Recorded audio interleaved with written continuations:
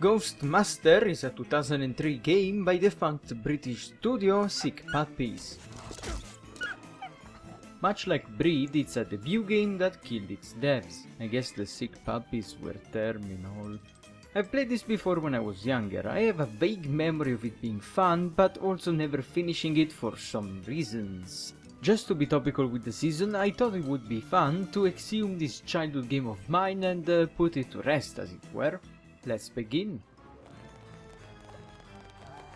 So what is this game? Basically, you're haunting Sims 1 houses. You're a ghost master. You're the manager of a haunting, doing what the haunter committee asks you to do. The malicious spirits of the underworld are under your control.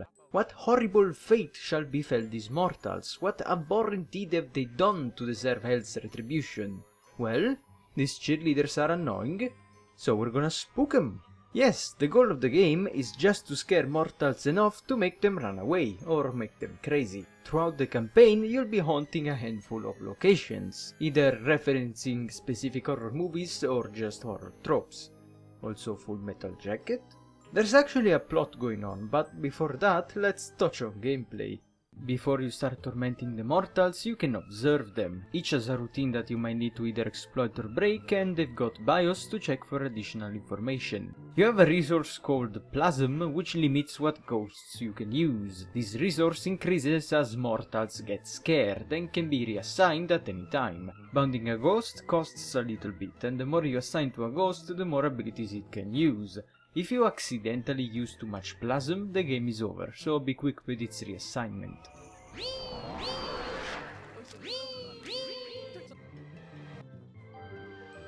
Each ghost has one or two types of fetter it can be tethered to. There's a variety of them. Elemental spirits latch themselves to specific elements like potted plants or puddles of water. Location-based ghosts can be summoned either inside, outside, or in a thoroughfare.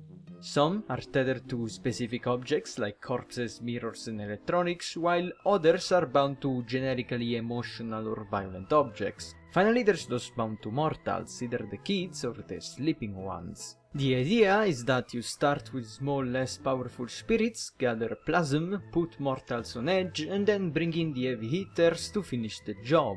In practice, you just keep rotating ghosts in and out as their abilities come off cooldown, trying to hit as many people as possible while they run around flaying their hands. It sounds dull when explained like this, and it kind of is. There is a sort of energy to everything as the music swells and crazier stuff starts happening and people run away terrified, but as the level starts getting bigger and more crowded, the missions drag on and on. You end up having to focus one mortal with several abilities, chase them off the property and repeat for 25 people in the level.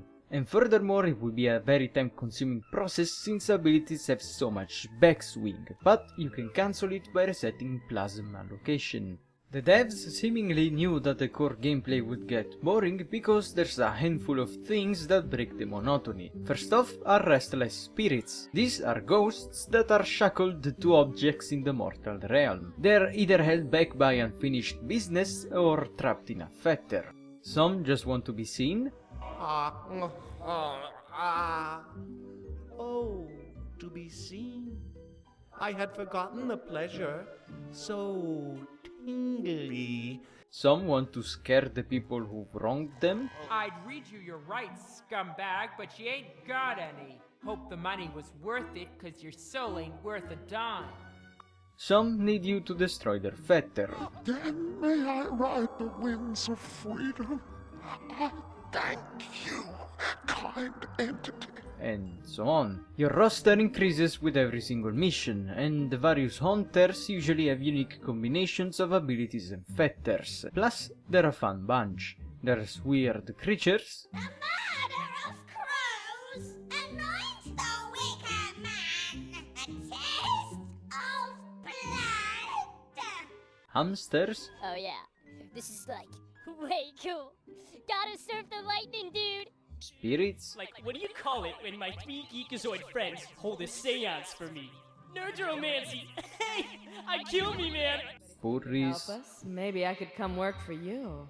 Bet you don't see many tricksters with gams like these, huh? Between levels, you can visit the ghost house. Day 3. In the ghost house. Fucking ghost horses everywhere. With weird ghost horse faces. And sexy ghost horse butts. Here, all your guys are just hanging out. You can give each ghost a new ability using golden plasm that you get as a reward for completing levels. And you're gonna need those abilities not only to free ghosts, but also because of human defenses. They come in two flavors. Passive defenses are devices that stop you from binding ghosts in a room or a whole floor.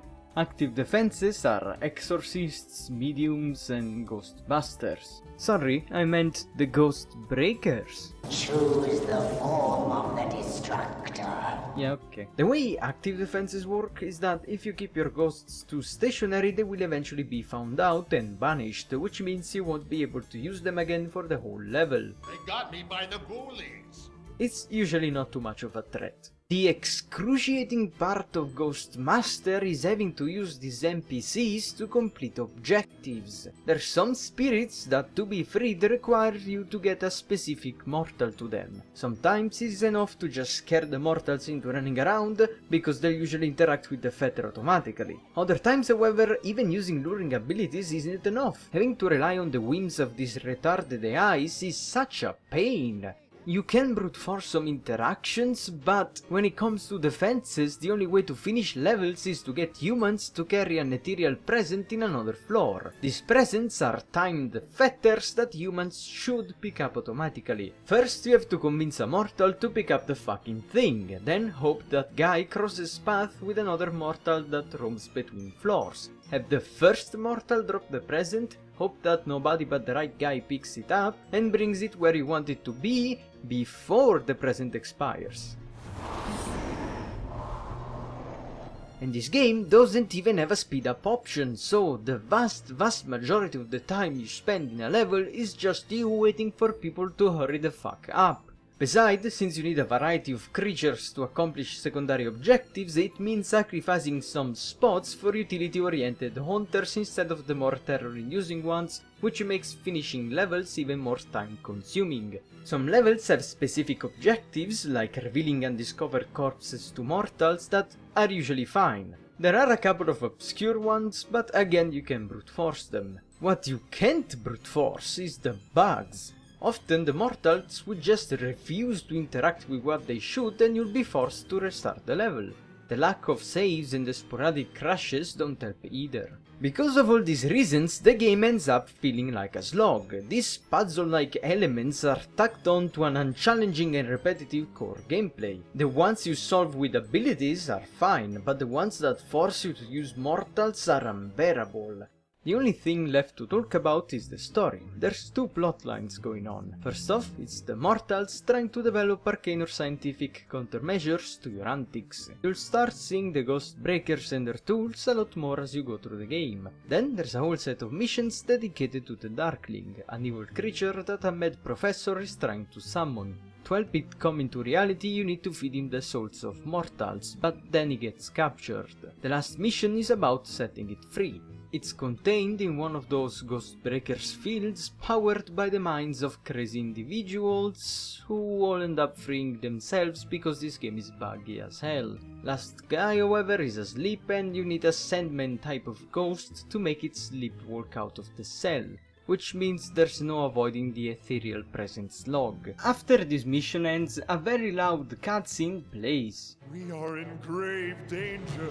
The Ghostbreakers are not as defeated as we had thought. An experimental ether bomb they intend to detonate inside the city limits. A massive shockwave of ethereal energy eradicating all astral life in the city. The train must be stopped from reaching the station. And the bomb located and destroyed before it is too late.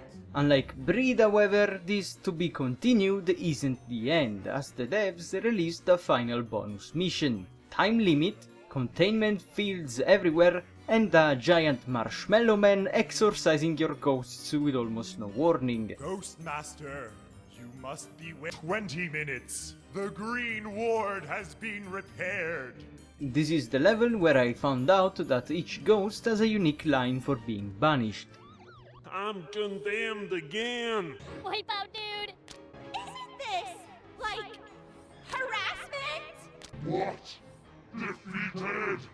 Can this be? No, please.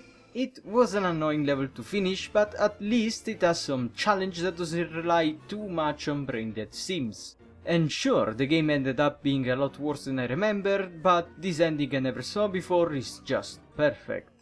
It is now time for you and your heroic team to ascend back into the light.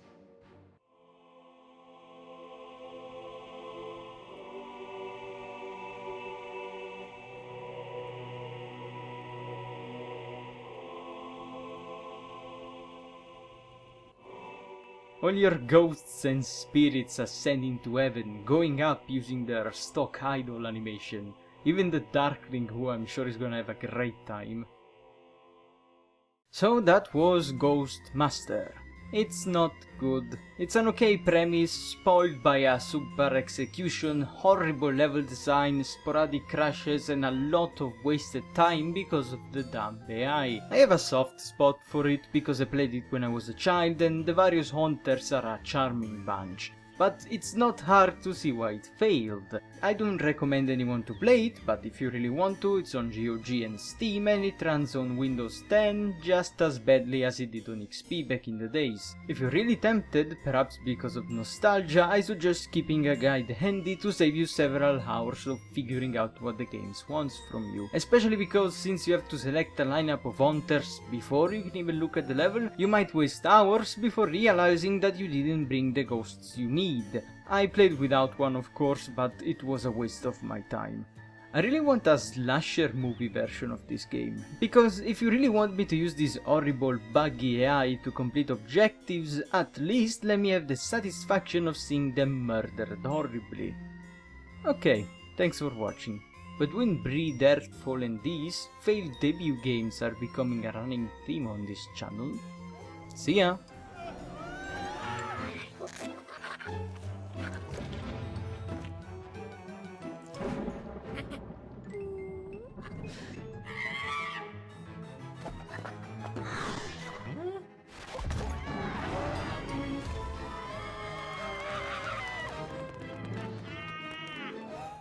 I saw a spooky ghost with a sexy ghost bat.